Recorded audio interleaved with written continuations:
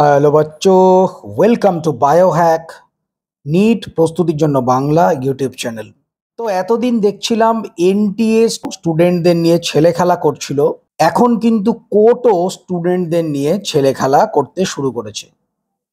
সোমবার দিন Madhya Pradesh high court NEET 2025-এর ক্ষেত্রে যে 75 জন স্টুডেন্ট কারেন্ট চলে যাওয়ার জন্য যাদের পরীক্ষা ঠিকমতো দিতে পারেনি বলে রিনিট এর নির্দেশ দিয়েছিল, যদিও এই যে জাজমেন্ট, এই জাজমেন্টটা কিন্তু প্রপার জাজমেন্ট নয়। এর কারণ 5 থেকে 6খানা সেন্টার পুরোপুরি অন্ধকারে ডুবেছিল এবং এই প্রত্যেকটা সেন্টারে প্রায় কয়েক হাজার স্টুডেন্ট তারা কিন্তু পরীক্ষা দিতে পারেনি কারেন্ট চলে যাওয়ার জন্য অন্ধকারে। তো সেই সেন্টারের সমস্ত স্টুডেন্টের কিন্তু অসুবিধা হয়েছে, কিন্তু কোর্ট নির্দেশ দিয়েছিল যে যারা পিটিশনার্স হয়েছে, যারা লক্ষ লক্ষ টাকা খরচা করে হাইকোর্টের সামনে আসতে পেরেছে, তাদেরই আবার রিনিট দেওয়ার সুযোগ দেওয়া হোক। এটা সোমবার দিন সিঙ্গেল বেঞ্চের জাজমেন্ট ছিল মধ্যপ্রদেশ হাইকোর্টে।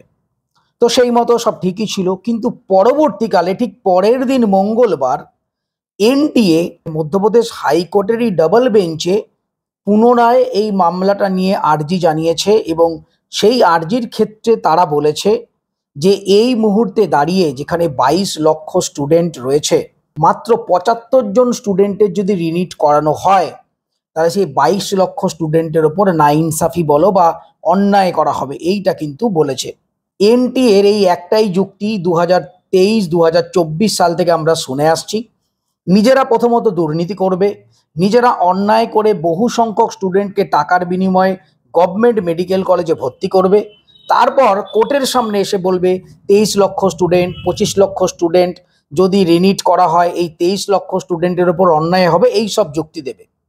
তো যাই হোক, মধ্যপ্রদেশ হাইকোর্টের যে সিঙ্গেল বেঞ্চ তারা কিন্তু এনটিএর এই যে যুক্তি সেটা তো মানেইনি, উল্টে এনটিএর যে এক্সপার্ট কমিটি তারা যে সমস্ত কথা বলেছিল, এই যে স্ট্যাটিস্টিক্স বা এই যে ব্যাপারটা এনটিএ বলছে, এতে করে কিন্তু কোথাও স্টুডেন্টদের যে মানসিক অবস্থা সেটা কিন্তু রিফ্লেক্ট হচ্ছে না। সেই কারণেই সিঙ্গেল বেঞ্চ রিনিটের কিন্তু আদেশ দিয়েছিল, কিন্তু পরের দিনই ডাবল বেঞ্চে এনটিএ মামলা করেছে। ডাবল বেঞ্চ কি করেছে, এই যে রিনিটের যে অর্ডার তার উপরে স্টে লাগিয়ে দিয়েছে আপ টু 10th জুলাই অবধি, মানে 10th জুলাইতে নেক্সট হিয়ারিং আছে। তাহলে যেটা দাঁড়ালো যে রিনিট যে হবে বলছিল সেটা কিন্তু আপাতত স্টে আছে 10 জুলাই অবধি।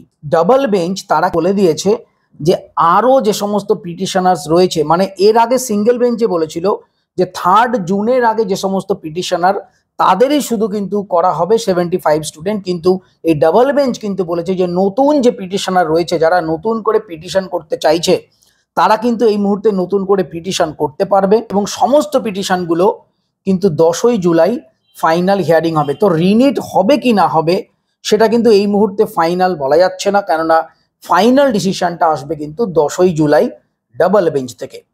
এইবার এই প্রসঙ্গে একটা কথা বলার, যদি 10ই জুলাই যদি মধ্যপ্রদেশ হাইকোর্টের ডবল বেঞ্চ যেটা আছে তারা যদি রিনিট করতে বলে, এনটিএ সুপ্রিম কোর্টে যাবে, এনটিএ সুপ্রিম কোর্টে গিয়ে আবার সেই একই যুক্তি দেবে এবং সুপ্রিম কোর্ট যে কি করতে পারে সেটা আমরা নিট 2024 সালে দেখে নিয়েছি।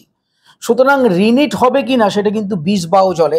তবে একটা খুশির খবর যেটা এর মধ্যে রয়েছে, যে নতুন পিটিশনার সেটা কিন্তু ডাবল বেঞ্চ শুনবে। যদিও আমার যেটা পার্সোনালি মনে হয়, এইবার ডাবল বেঞ্চ যদি রিনিটের নির্দেশ দেয় তবে সেটা কিন্তু শুধুমাত্র 75টা স্টুডেন্টের মধ্যে সীমাবদ্ধ থাকবে না, সমস্ত অ্যাফেক্টেড স্টুডেন্ট যারা কারেন্ট চলে যাওয়ার জন্য 5-6টা সেন্টারে অ্যাফেক্টেড, প্রত্যেকের জন্য রিনিট হবে।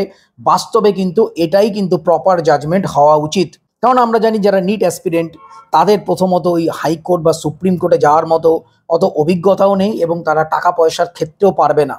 তো সুতরাং এই ধরনের জাজমেন্ট হওয়ার থেকে না হওয়া ভালো, যে যারা পিটিশন করেছে শুধুমাত্র তারাই পরীক্ষা দিতে পারবে, যারা পয়সার জন্য যেতে পারেনি বা কি করব সেটা বুঝতে পারেনি বলে যেতে পারেনি তারা পরীক্ষা দিতে পারবে না, কিন্তু অ্যাফেক্টেড, সেটা কিন্তু খুবই দুঃখজনক। তো যাই হোক, স্টুডেন্টদের নিয়ে যে ছেলে খেলা এটা কিন্তু এবার কোর্টও শুরু করেছে এবং তারিখের পর তারিখ এটা কিন্তু যথারীতি চলে আসছে।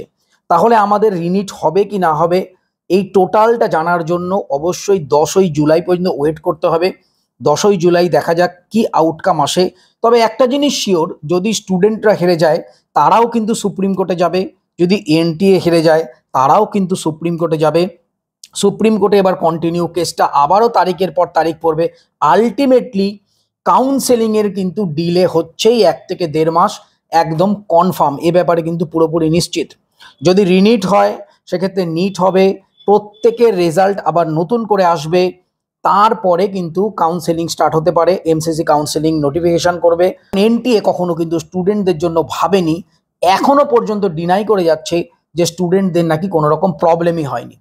10ই জুলাই কিন্তু আমরা দেখতে পাবো কি জাজমেন্ট হয়, আদৌ কি রিনিট হবে কি হবে না, তার একটা কনফার্ম নিউজ আমরা পাবো। তো আপাতত ওয়েট করা ছাড়া কোনো উপায় নেই।